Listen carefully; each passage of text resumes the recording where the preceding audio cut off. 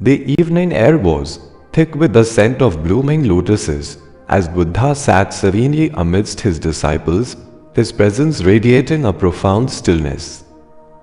The peaceful gathering was suddenly interrupted by the furious footsteps of a wealthy merchant, his face contorted with rage. This man had built his life around accumulating wealth and expected his sons to follow the same path. When he discovered they were spending hours each day sitting quietly with Buddha instead of tending to business matters, his anger knew no bounds. Without warning, the merchant strode forward and spat directly in Buddha's face. The disciples gasped in shock, their hands instinctively clenching into fists, ready to defend their beloved teacher. Yet, Buddha remained perfectly composed, his face breaking into a gentle smile that seemed to hold infinite understanding. The merchant, expecting retaliation, or at least some show of anger, found himself disarmed by this unexpected response. His bravado faltered, and he stormed away, though now his rage was mixed with something unfamiliar, a gnawing doubt about his own actions. That night, the merchant found no rest. His body trembled uncontrollably as waves of realization washed over him. For the first time in his life, he had encountered someone who refused to participate in the cycle of anger and retaliation.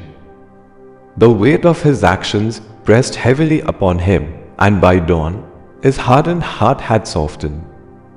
The next morning, the humbled merchant returned to Buddha and prostrated himself at the Enlightened One's feet. "Please forgive me," he pleaded, his voice thick with remorse. "I didn't know what I was doing." Buddha replied calmly. "I cannot forgive you." Buddha's response stunned everyone present. A ripple of confusion spread through the assembly. The merchant looked up, bewildered. "But I spat on you," he exclaimed. Buddha's eyes sparkled with wisdom as he explained, "The person you spat upon no longer exists. If I meet him, I will tell him to forgive you. But to the person sitting before you now, you have done no wrong." This profound interaction reveals the depth of Buddha's understanding about the nature of self and forgiveness. He recognized that both he and the merchant were constantly changing beings. The angry man of yesterday was not the remorseful man of today, just as the Buddha, who was spat upon, was not identical to the Buddha, who now spoke. True compassion, as demonstrated by Buddha, doesn't keep score or demand penance. It doesn't say, "I forgive you," while secretly expecting the other person to feel guilty.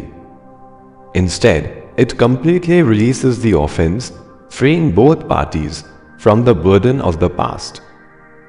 This is why Buddha could genuinely say there was nothing to forgive. In his enlightened state, he hadn't held onto the insult in the first place.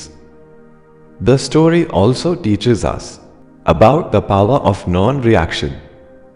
Buddha's smile wasn't a sign of weakness, but rather an indication of his complete inner freedom. He understood that our peace isn't determined by others' actions, but by our own responses. When we refuse to be defined by insults or injuries, we maintain our equilibrium regardless of external circumstances. This ancient wisdom remains profoundly relevant today. How often do we carry grudges for years, allowing past hurts to poison our present? How frequently do we demand apologies or acknowledgement before we are willing to let go of resentment? Buddha's example shows us a different way, the path of immediate release, of recognizing that both offender and offended are constantly evolving beings. The merchant's transformation demonstrates how powerful this approach can be.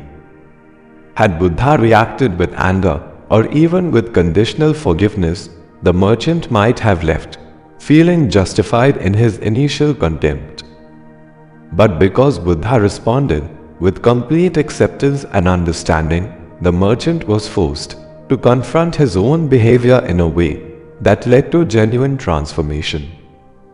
In our daily lives, we can apply this wisdom by asking ourselves, when someone insults us, is it really about us, or is it about their own pain? Can we see beyond the surface behavior to the suffering beneath?